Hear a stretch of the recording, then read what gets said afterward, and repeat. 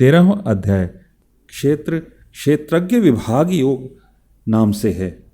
इसमें ज्ञान सहित क्षेत्र क्षेत्रज्ञ के विषय का वर्णन है और ज्ञान सहित प्रकृति पुरुष के विषय का विशद वर्णन किया गया है, अर्थात स्थिति ज्ञान आत्मा परमात्मा और पंच तत्वों का रहस्यमय ज्ञान है।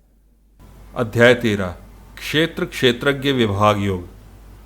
क्षेत्र क्षेत्रज्ञ का विषय। अर्जुन उवाच प्रकृतिं पुरुषं चैव क्षेत्रं क्षेत्रज्ञमेव च एतद्वेदितुमिच्छामि ज्ञानं ज्ञेयं च केशव। अर्जुन ने पूछा, हे केशव, मैं आपसे प्रकृति एवं पुरुष, क्षेत्र एवं क्षेत्रज्ञ और ज्ञान एवं ज्ञान के लक्षण के विषय में जानना चाहता हूँ। श्री भगवान उवाच इदं शरीरं कौन्तेय क्षेत्रमित्याभिधीयते एतद्यो वेत्ति तं प्राहुः क्षेत्रज्ञ इति तद्विद। श्री भगवान ने कहा, हे कुंती पुत्र, यह शरीर ही क्षेत्र कहलाता है और जो इस क्षेत्र को जानने वाला है वह क्षेत्रज्ञ कहलाता है। ऐसा तत्व रूप से जानने वाले महापुरुषों द्वारा कहा गया है। क्षेत्रज्ञं चापिमां विद्धि सर्वक्षेत्रेषु भारत क्षेत्र क्षेत्रज्ञयोर्ज्ञानं यत्तज्ज्ञानं मतं मम।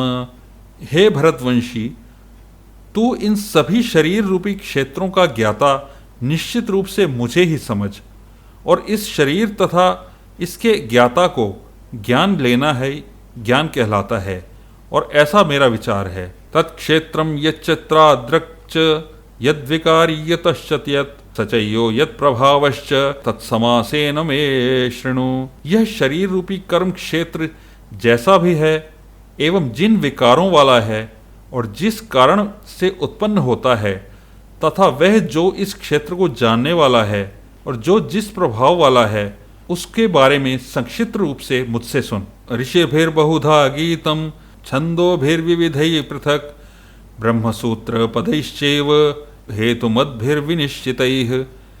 इस क्षेत्र और क्षेत्रज्ञ के बारे में ऋषियों द्वारा अनेक प्रकार से वैदिक ग्रंथों में वर्णन किया गया है एवं वेदों के मंत्रों द्वारा भी अलग अलग प्रकार से गाया गया है, और इस विशेष रूप से वेदांत में नीतिपूर्ण वचनों द्वारा कार्य कारण सहित भी प्रस्तुत किया गया है।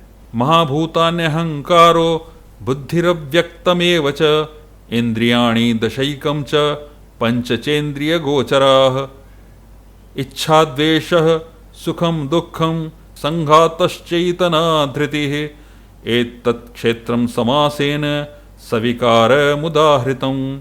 हे अर्जुन, यह क्षेत्र पंच महाभूत पृथ्वी, जल, अग्नि, वायु और आकाश, अहंकार, बुद्धि, प्रकृति के अव्यक्त तीनों गुण सत, रज और तम, 10 इंद्रियां कान, त्वचा, आँख, जीभ, नाक, हाथ, पैर, मुख, उपस्थ और गुदा, एक मन, 5 इंद्रियों के विषय शब्द, स्पर्श, रूप, रस और गंध, इच्छा, द्वेष, सुख, दुख, चेतना और धारणा वाला यह समूह ही विकारों वाला पिंड रूप शरीर है, जिसके बारे में संक्षेप में कहा गया है।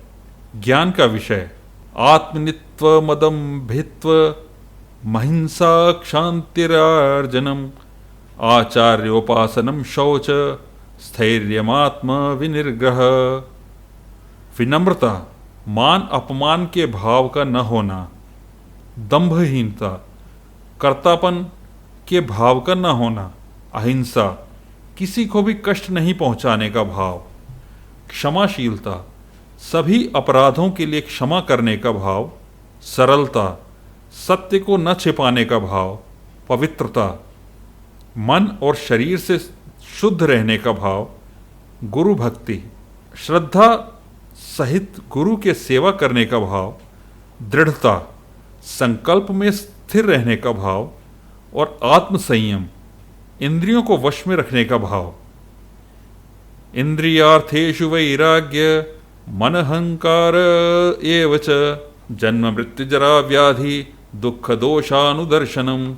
इंद्रिय विषयों शब्द, रूप, रस, गंध, स्पर्श के प्रति वैराग्य का भाव, मिथ्या अहंकार, शरीर को स्वरूप समझना, न करने का भाव, जन्म मृत्यु, बुढ़ापा, रोग, दुख और अपनी बुराइयों के बार बार चिंतन करने का भाव, असक्तिरनभिष्वंग पुत्रदार गृहादिषु नित्यं च समुचितत्व मिष्टानिष्टोपपत्तिषु, पुत्र, स्त्री, घर और अन्य भौतिक वस्तुओं के प्रति आसक्त न होने का भाव, शुभ और अशुभ की प्राप्ति पर भी निरंतर एक समान रहने का भाव, मयि चानन्य योगेन भक्तिरव्याभिचारिणी विविक्त देश सेवित्व मरतिर्जन संसदी, मेरे अतिरिक्त अन्य किसी वस्तु को प्राप्त न करने का भाव, बिना विचलित हुए मेरी भक्ति में स्थिर रहने का भाव, शुद्ध एकांत स्थान में रहने का भाव और सांसारिक भोगों में लिप्त मनुष्यों के प्रति आसक्ति के भाव का न होना, अध्यात्म ज्ञान नित्यत्वम तत्व ज्ञानार्थ दर्शनम एतज्ज्ञानमिति प्रोक्त मज्ञानम यततोऽन्यथा, निरंतर आत्मस्वरूप में स्थित रहने तथा भाव और तत्व स्वरूप परमात्मा से साक्षात करने का भाव, यह सब तो मेरे द्वारा ज्ञान कहा गया है और इनके अतिरिक्त जो भी है वह अज्ञान है।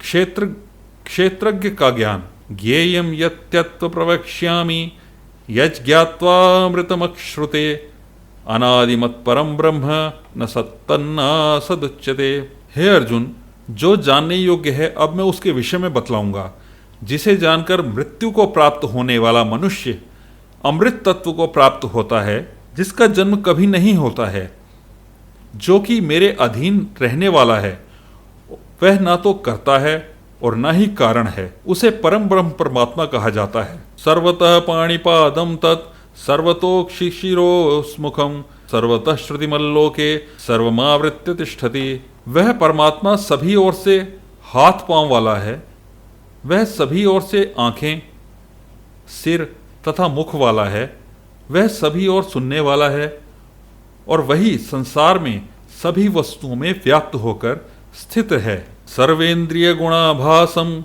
सर्वेंद्रिय विवर्जितम आसक्तम सर्वभृच्चैव निर्गुणम गुणभोक्तृ च। वह परमात्मा समस्त इंद्रियों का मूल स्रोत है, फिर भी वह सभी इंद्रियों से परे स्थित है और सभी का पालन करता होते हुए भी अनासक्त है, भाव में स्थित रहता है और वही प्रकृति के गुणों सत, रज और तम से परे है, स्थित होकर भी समस्त गुणों का भोक्ता है। बहिरंतश्च भूतानामचरम चरमेव च सूक्ष्मत्वात्तद विज्ञेयं दूरस्थम चान्तिके च तत्। वह परमात्मा चर अचर सभी प्राणियों के अंदर और बाहर भी स्थित है। उसे अति सूक्ष्म होने के कारण इंद्रियों के द्वारा ही जाना जा सकता है। वह अत्यंत दूर स्थित होने पर भी सभी प्राणियों के अत्यंत पास भी वही स्थित है। अविभक्तम च भूतेषु विभक्तमिव च स्थितम भूतभर्तृ च तज्ज्ञेयं ग्राशिष्णु ब्रह्मविष्णु च। वह परमात्मा सभी प्राणियों में अलग अलग स्थित होते हुए भी एक रूप में ही स्थित रहता है। यद्यपि वही समस्त प्राणियों को ब्रह्मा रूप से उत्पन्न करने वाला है, विष्णु रूप से पालन करने वाला है और रुद्र रूप से संहार करने वाला है। हरि ओम तत्सत।